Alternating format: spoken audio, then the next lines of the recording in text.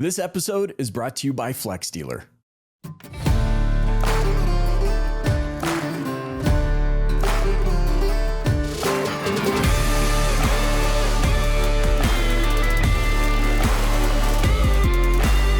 Hey, auto industry. My guest today is Chance Mayfield, the founder of Carfluent. We're going to explore the Spanish car shopping market in particular, what you need to be thinking about and doing to maximize opportunities, as well as the mistakes to avoid.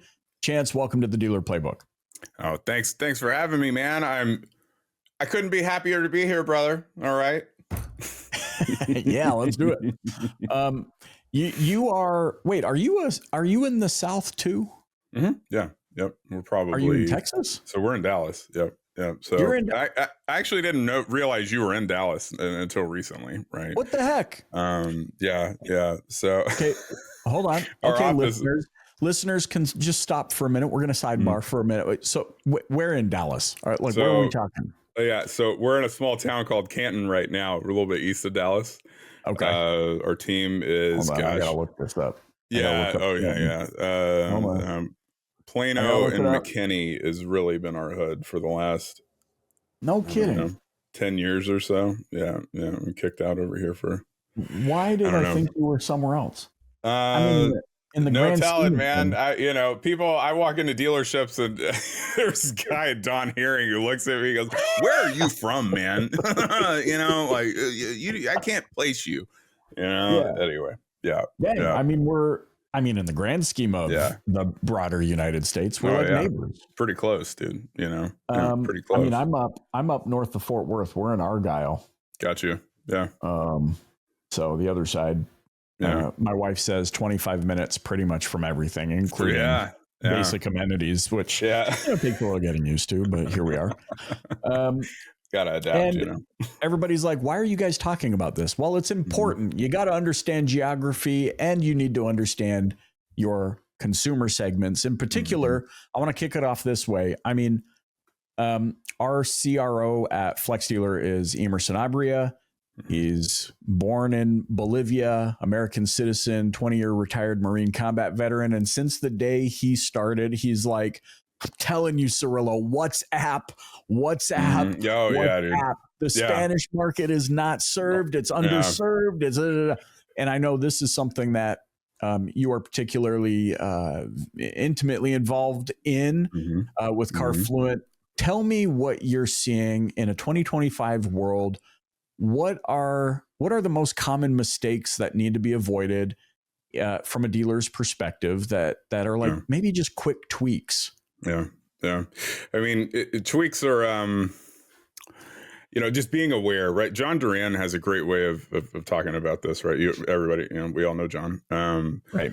John, when we're talking about Spanish specifically, John, be intentional, right? Be intentional. It's not something we can flip on, right? Dealers learn that lesson quickly, I think. But the other side of it is just being aware, right? And not really, not treating, Spanish marketing, Hispanic marketing, the same way we do English, because the gaps are, just very, they occur in unusual places. You know what I mean? Right. And I think dealers, have been sold products in the past that don't really provide like a comprehensive experience in Spanish, but they're assuming it does, because they handle my English site, a home run, right? Makes perfect sense for them to handle my Spanish site, but it's just, it doesn't really work that way. You know what I mean? So being aware of those gaps, I'd say, actually I click the ad. If I'm advertising in Spanish, I click the ad. I should be presenting that user, a page in the language, that's contextually relevant, Right.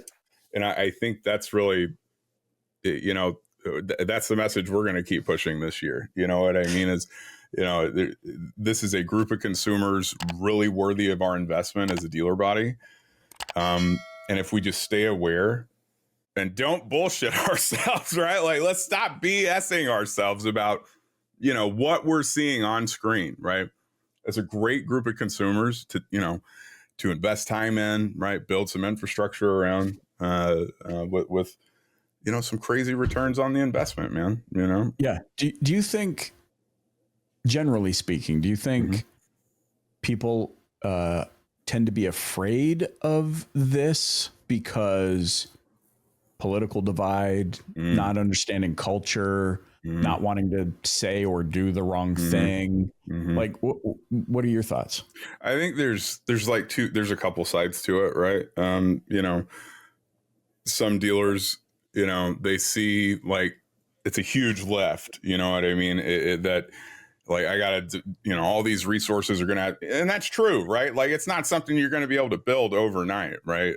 I think the hesitation can be there, you know? Yeah, like just understanding the culture, like what creates hesitancy. So you're talking about perception that it's a huge lift. Yeah, it is. And the other side is like, you know, experience in the past, right? Oh, excuse me, you know, past experience, right? You know, I've talked with numerous dealers over, you know, numerous, you know, different roles, you know, and a lot of them have tried it and feel like it's a mess, you know. I've had conversations on Clubhouse, man. You know what I mean? You know, back in the day when that thing came out, where, you know, dealers felt like we were investing money in it, but not seeing the return. But the issue there, right, is we're not like, it's not a comprehensive experience, right? If we're not driving that user somewhere they can actually read and understand, okay, we're wasting their time, so they're going to bounce, go back to Facebook or wherever it was, you know. And two, like, what kind of reporting can we actually get? You know what I mean? Even if we get like behavioral data from the visit, you know, we can see what's actually happening. They're trying to battle through. Like, how effective is that actually for the dealer? You know what I mean? In terms of pivoting, you know? So it's like, to me, it's like the bad experience, you know, in combination with, well, we may need to staff up, you know, we may need to do some things, you know, but the dealers that do, man, they're again cranking deals out pretty often to Spanish speakers. I think too, I mean, so upbringing for me, European immigrants, Italian, Portuguese, you know, born and raised in Canada, but in a very culturally aware home, right?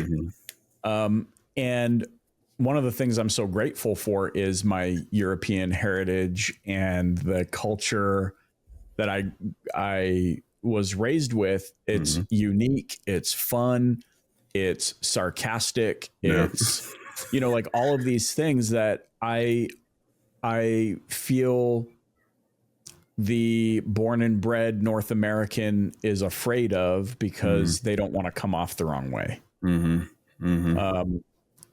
Which then puts us in my thought here, where I'm going with this is, then it puts our advertising into like a vanilla envelope, right? Where it's like, oh, it's very transactional then, and it's void of the ability to build a relationship. So what do you say to that? I mean, do I need to staff up? Do I need to, how do I mitigate that challenge so that I can truly connect with my the Spanish market? Yeah, I mean, the culture is, you know, I say this as the white guy, right? You know, I'm comfortable with that at this point, you know, but, you know, I'm saying, you know, just there's some cultural differences that we need to be aware of, not just, you know, day-to-day stuff, but just like, you know, how we actually build the deal, different ways to configure a deal, you know, when we're actually in F&I ready to go, right? I mean, so that piece of it is, you know, I mean, that ties into the culture, right? Language, all that. You know, but it's the staff. Yeah. You got to have the staff. You know what I mean? It's just, and I would honestly say receptionist is one of the best places to start, man. You know, I'll brag about Beaver Toyota again. Caitlin, shout out. She does a great job. They are the best calls I listen to, man. Of all of our customers, Caitlin has this great, because she's just a sweet person, right? Overall. But when she can flip to Spanish, you know what I mean, and eliminate the fire drill that happens with some others, it's just amazing how different that conversation goes. You know, they've really done a great job staffing up the right places. You know, receptionist is pretty great, because that fire drill is it. I hear the irritation. You know what I mean, on recorded calls. So, and I mean, the other thing is, we don't really want to invest a ton of money into this if we can't, you know, actually do the hand holding that we need to in some cases, you know, at store, right? To make people comfortable. We got you. We can handle this. all that. Hey, does your marketing agency suck? Listen, before we hop back into this episode, I know you know me as the host of the Dealer Playbook, but did you also know that I'm the CEO of Flex Dealer, an agency that's helping dealers capture better quality leads from local SEO and hyper-targeted ads that convert? So if you want to sell more cars and finally have a partner that's in it with you that doesn't suck, visit flexdealer.com. Let's hop back into this episode. Yeah, that makes sense. I like how you say eliminate the fire drill. Because I think people don't realize that's exactly how it feels. Yeah. And it feels that way even more when English is not your first language and you're in an English environment.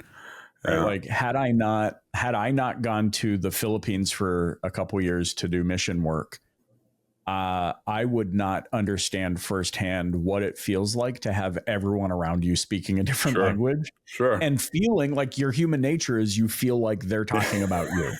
Yeah. Like it just is. You're it's like uncomfortable. Everybody, you know. Yeah. And then to go and do something as potentially stressful as buying a car on top of that adds to that. So I love the visual of a fire drill. Yeah. I like how you're also cautioning not to invest in this if you're not prepared to actually make the investment, because the investment goes beyond money, right? Yeah. I mean, it just,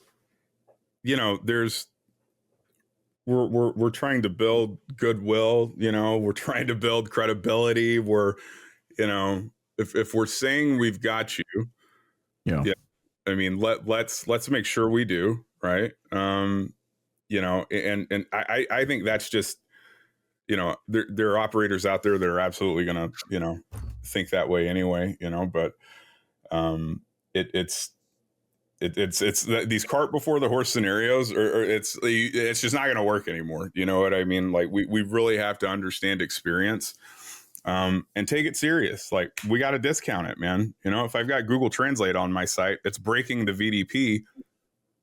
Do something about that. Just get rid of the thing, man. You know what I mean? Find a better option, So, and your take on that is you take what exists on a website and you create a whole native Spanish version of the exact same website. That how it's that not the works? Exact same kind of a, we don't, when we started, we really, the idea thesis, if you will, was it's great. We can do these things on a website, right? I'm a website guy. Okay. All right. I know I'm talking to another website guy, right? But to us, the core, the biggest disconnect is like the inventory, right? You know what I mean? So that's really where we started, was making sure we can actually connect the dots, right? If I'm marketing, I've got outreach, AIA, whatever kind of ads going, let's like close the loop here a bit. You know what I mean? With been specific pages or been specific ads, whatever. We've built out since then, and are going to continue. But we specifically didn't want to like try to replicate an entire site. One, because it's, an easier thing to build. Okay. But also dealers want to market. Generally, we found dealers want to market a separate message to Spanish speakers, Right. And, it's not the largest group of consumers in their market. Right. So in terms of like time commitment, want to make it as easy as we can, but also give them some functionality. It's got to be a pretty substantially sized market. Yeah. I mean, and even if it's not, okay, like even if it's not, if the strategy is the correct one, right? I hear dealers say a wider radius, go wider, right? Go more evergreen, lean into video. Is like the move for Spanish speakers specifically. Go ahead. I'm sorry. I was just looking this up as you were speaking, because what you're saying, I mean, to your point about like, yeah, it's not going to be as big as your English speaking audience, but I mean, what I'm seeing here, this is on Spanish language history from a school district, the San Jacinto School District. The United States has around 41 million native Spanish speakers. This makes the United States the second largest Spanish speaking country in the world after Mexico. Yeah. Tons, like, so opportunity is there, it's scattered across, there's different, densities of population, right, in different areas, but the opportunities there everywhere, man. I mean, dude, you know, I know of dealers, you know, Spanish speakers accounting for like 30% of their sales, man, which is, you know, monthly, north of, you know, 100 units a month, man, you know? Yeah. That's an insane number. Yeah. Yeah. It's enough to want to invest in properly, because I mean, the competitive advantage to me is mind numbing to think about, because it's like, well, if everyone else is shying away from it and you're the one that's leaning into it. Yeah. What are the implications? Pretty unique too. For that reason, it's pretty unique too, right? I mean, your cost per lead is, you know, going to be, you know, a little lower, you know, it can generate some more opportunities out of the same type of budgets. And the intent within the leads, I think is really different. And like Luis Delgado over at Alturo Auto, he's got a great way of talking about this. I say it as a white guy, it won't hit the same, right? But he says, you know, white folks have this way of, they're very picky, right? You know, I want this, I want that, red, you know, blue, whatever, this package, that, as opposed to, you know, a Spanish speaker, Hispanics, just there's like a thankfulness almost, an appreciativeness almost, right? And we see the intent in the leads, right? Like that are submitted through, you know, any Carfluent sites. You know, we have, you know, some dealers closing just crazy high close rates on these things too. So anyway, for those reasons.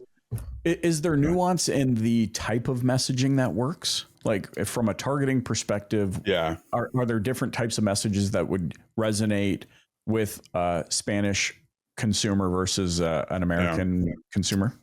I'd say it's almost like the Carvana effect. I hate to say that word, right? But I'm just saying, you know, it's experience, right? You know what I mean? And very generic sounding statement there. Okay. But what we hear, what we see, a larger radius than your typical DMA, significantly, right? You know, because you've got a smaller group of people we're going after. So let's have a larger radius. Let's have our message lean into video, you know, video heavy, right? You know, AIA is a, you know, good form of generate, you know, it does generate opportunities as well, but video specifically on social channels, wider radius, right? That can just, you know, continue to just tell the message, look, we can take care of you if you come in and talk about, you know, we're familiar with it, right? We've built deals like this just in, you know, just last weekend, you know, whatever, right? You know, look, no one wants to go anywhere where they feel like they're going to be uncomfortable. You know what I mean? And if you're not really saying, hey, we're familiar with I-10 tax ID, you know, type deals that we need to build, we have banks that can get you done. You know, there's this perception, you know, with a lot of people, you know, but Spanish speakers specifically, there is a perception that buy here, pay here, kind of tote the note approach is the way to go. Right. And that's just not the case. You know, a lot more people can get approved for a new car than realize. And with Spanish speakers, I think like that's our go to market, right? Is we're familiar, you know, we know how to get it done. We do it all the time. Again, wider radius, lean into video. Social is great.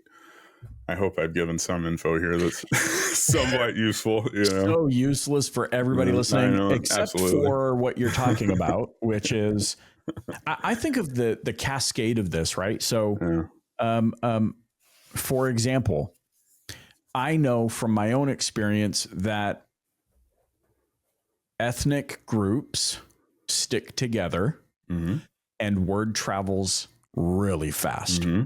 When something works, when someone discovers a path, that word travels really, really quickly. And, you know, because like, look, I'll just speak to myself, but insert any ethnic demographic here. When my dad immigrated from Italy, they went to two places, Toronto or Vancouver. Right. In Vancouver, they all gravitated to New Westminster, East Vancouver, and you know, Queensboro areas. To this day, the Italian community is in that area. And at the time of immigration, it was like, you could have been worst enemies with that guy in Italy, but because he was here 5 years before you and you were the newcomer, you all of a sudden trusted every recommendation that guy made, because it's just like you, it's because you understand each other. So I can only imagine the same thing in this market. So what you're saying is leaning into video, automotive inventory ads, show them that you're familiar with ITIN and tax ID deals and things of that nature. None of these things mean they don't have the money to purchase a vehicle. What it does mean, though, is that you are potentially tapping into a well of individuals that are like, hey, guys, I'm telling you, go buy your vehicle from Beaver Toyota because they know how to work deals for us and they made it really easy. Boom. Wildfire. Literally, you know, and I was just the other day trying to find a stat for that specifically, right? Like, what's the, you know, I know it's high, right? Like an actual percentage, right? Versus, you know, English speakers versus, you know, whatever. You know, how much more likely are they to refer? Because the stories I hear are much like a ton more likely, right? Right. You know, John will tell you, Luis will tell you. Some of our buddies over at Friendly Chevrolet tell you the same thing. The referrals are, you know, it really means something, you know, especially for like a new vehicle. Buying a new car is cool, man, you know, and it's exciting to think I could go actually get a new one, man. They've got to wait for me to get the new Rado, you know, or whatever we call it. Like, from what I understand, so Emer, I was telling you about him earlier. After he retired from the military, his wife's from Brazil.